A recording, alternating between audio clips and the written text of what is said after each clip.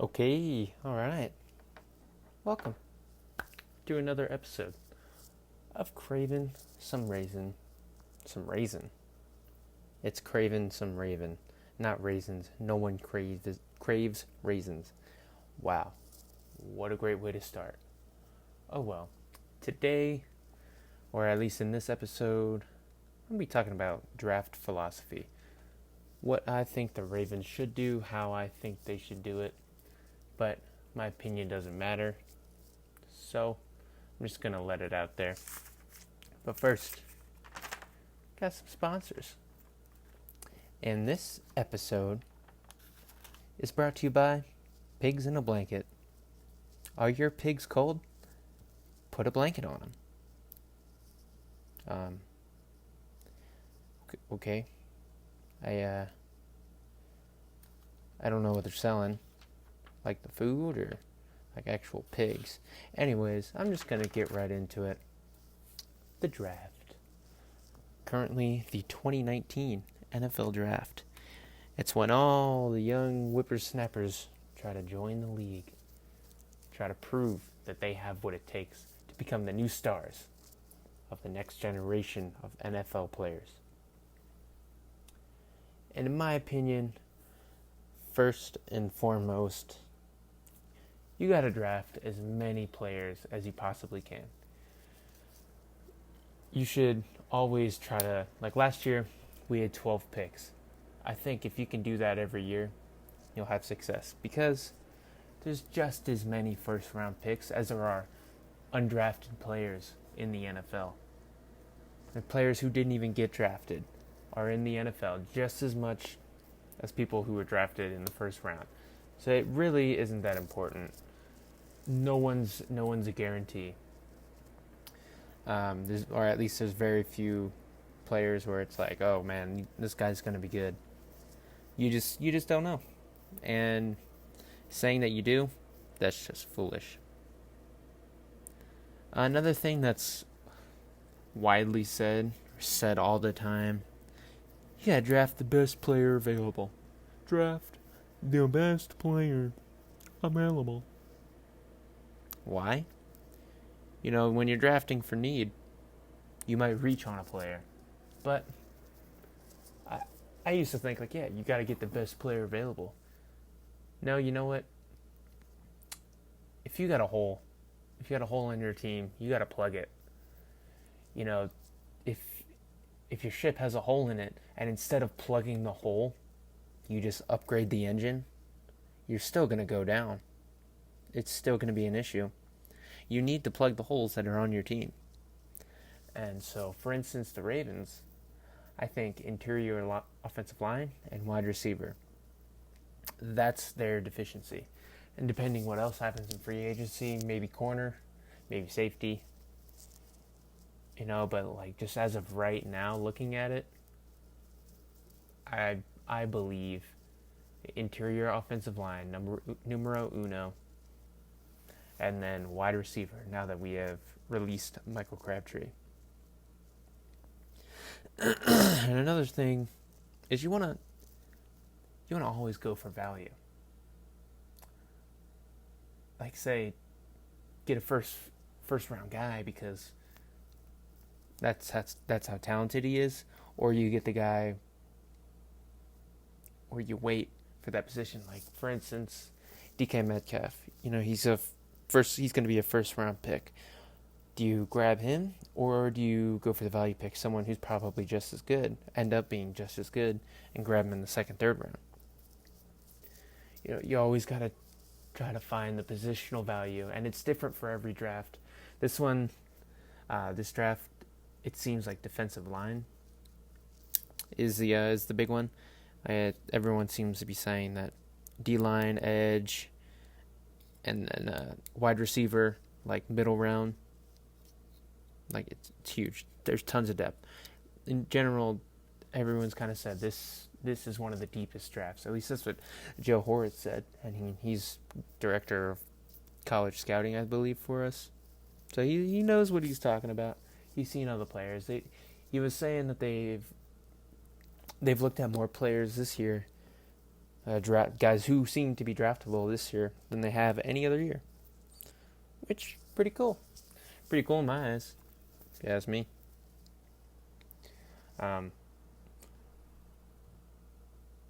So shouldn't. Another thing is don't, Eric DeCosta, please just don't reach on athletes. Just because someone's big and fast and strong doesn't mean they're going to be a good football player. Everyone's fast, strong, all of those things. So don't reach on someone who's an athlete. That's what happened with Brashad Perryman. That's why he was a bust. Just because he seemed like a good athlete, big, fast, strong. But did they forget that he couldn't catch? Did they not see his college tape? Stupid. Terrible decision. And then, so my perfect view of what the Ravens do is just fall back. Fall back in the draft. I don't even care if they don't have a first-round pick. Like I said, there's just as many undrafted players in the NFL as there are first-rounders. So I want them to collect as many picks as they possibly can, and hopefully, with that said and done, you can hit on more. You can, if you take more swings, you're gonna hit more balls. The old analogy. Like last year, they had 12 picks. And with those 12 picks, I think Hayden Hurst is going to be good. Everyone was disappointed, but the guy was injured. Lamar Jackson, that's a huge hit. I think, I'll do a podcast about just him, give you my thoughts on him. I think he's someone who could potentially be an MVP. And reasons why, I'll go into some stats, but I'm going to do that on another podcast. I believe he could be the MVP as soon as next year. Like, you heard me. Most valuable player in the whole league. League-wide MVP. And then Orlando Brown hit on him, and Mark Andrews hit on him. Anthony Averett, I think he played pretty good. The little he played. But I didn't notice anything was wrong with the defense when he was in there. Kenny Young, he started off pretty good. Jaleel Scott, he's got to get on the field. Jordan Lastly, I don't know. He might be a bust. Deshaun Elliott's got a broken arm, so we'll find out how. In preseason, he looked like he played pretty well. Greg Senat, Bradley Bozeman, like all these guys, Zach Seiler, they just need a chance. This was a pretty good draft. They just need to see the field. So if they can do something like that, again, including getting 2 wide receivers. Like one thing that I think the Ravens, they do, but they don't take advantage of it more often. It seems like, tight end, this year they did it with wide receivers too, but like tight end, they always draft 2. Whenever they draft 1, they draft 2. I think in a position of need, go ahead and do that. I wouldn't care. Like if I think the Ravens need a wide receiver this year, which I do think, I would totally be fine if they drafted all wide receivers. Like they didn't take anybody from any other position. They just drafted wide receivers in every fucking round. I am 100% okay with that. I think that'd be a smart way to turn around your wide receiver room, because someone's going to make the team. Someone's eventually going to hit, or someone's going to be good. Someone's going to be good enough to start. And, it'll probably end up being the 5th round guy, because that's how it works out. The unrestricted guy, or the undrafted guy, because they have to work so much harder, and they've been doing it their whole life. They're always the underdog. They're always trying to prove themselves, and then they end up doing it because of hard work, dedication. You heard?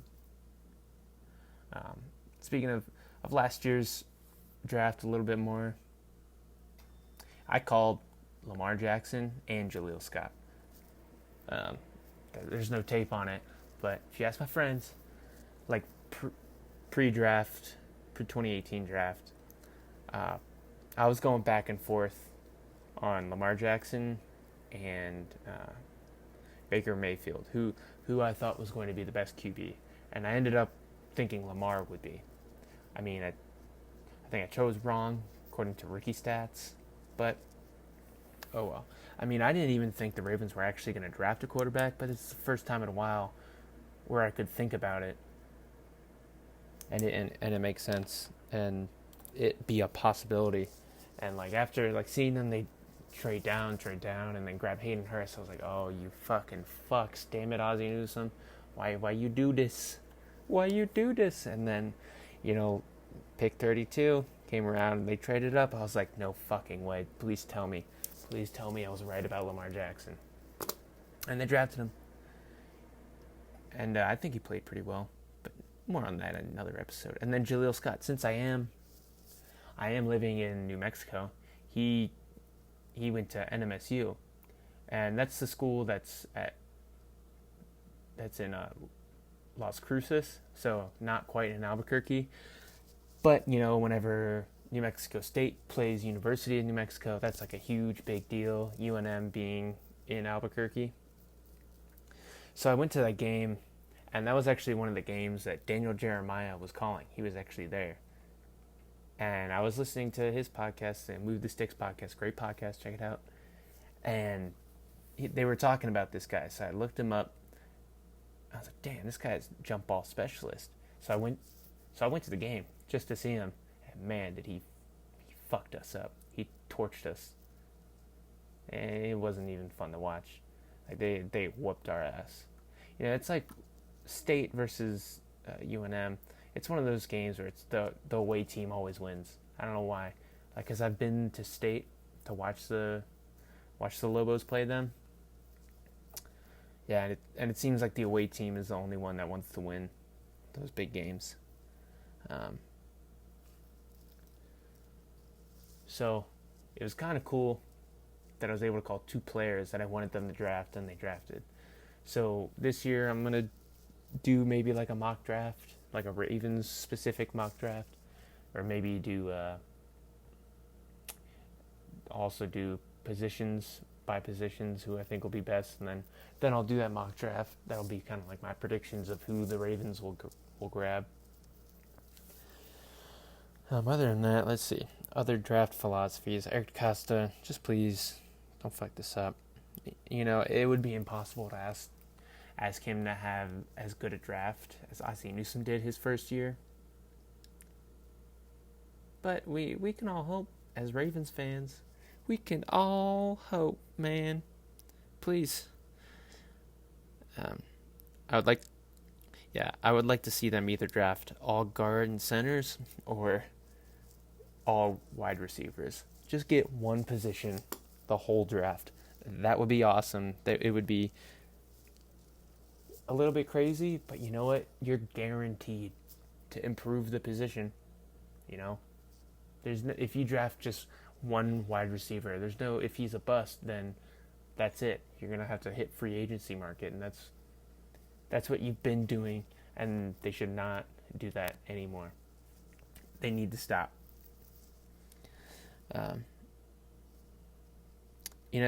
Since this year's draft is super defensive line heavy, I can totally see it as everyone thinks they can get a value pick. So no one takes the top lineman other than like the top three until like the end of the first round or beginning of second. Because I could see everyone thinking the same thing, like, oh, well, there's tons of guys who are draftable who would be available later on. So why don't we draft someone else and then wait to get those guys? So I could see, one of the top D linemen making it all the way to 22.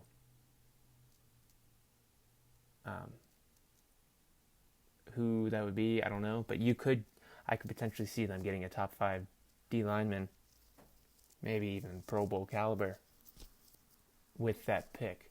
But like I said before, I don't want them picking at 22. I don't even want them picking in the first round. I want to see them grab as many picks as they can and try to swing as many times at bat. You know, try to grab 12 players like they did last year. Because that's a good number. Because you're going to have like 1 to 3 injuries, so you're already down to 9. Some of them might not be that good. I think you'll get at least 3 starters if you draft 12 players. It doesn't sound like a lot, but 3 starters from each draft, you can build a whole team in 5 years. I don't know if my math is even correct on that. It's probably not. But, I'm just here doing my thing. Let's see. Yeah, just looking at it now. You got to go, I think, in first and second round, get O-linemen, guards, centers. I think the depth at wide receiver this year, I think you can get someone who's starting caliber, even number 1, in the 3rd, 4th, 5th round. Same with D-line too. So there's just quality depth. Like I said before, that Joe Horde said, this is one of the deepest drafts they've ever had. So why wouldn't they just try to grab as many picks? Just please, Eric DeCosta, trade back. Please. Don't move up. Don't do it. Unless they really like a guy, but I never trusted that. Like, you could really like someone who ends up sucking, so just trade back, swing the bat as many times as you can, and please, for the love of God, get some good guys, man. I think after this, I'm probably gonna go. Let's see. So I think that'll be it. I'm gonna save the rest of the draft talk to my positional rankings and then my mock draft. I don't want to blow my whole load in this episode. It's only 17 minutes right now, but I could literally talk draft for hours and hours and hours and hours. But we're not going to do that. We're just going to leave it at that. Have a good day. Bye-bye now.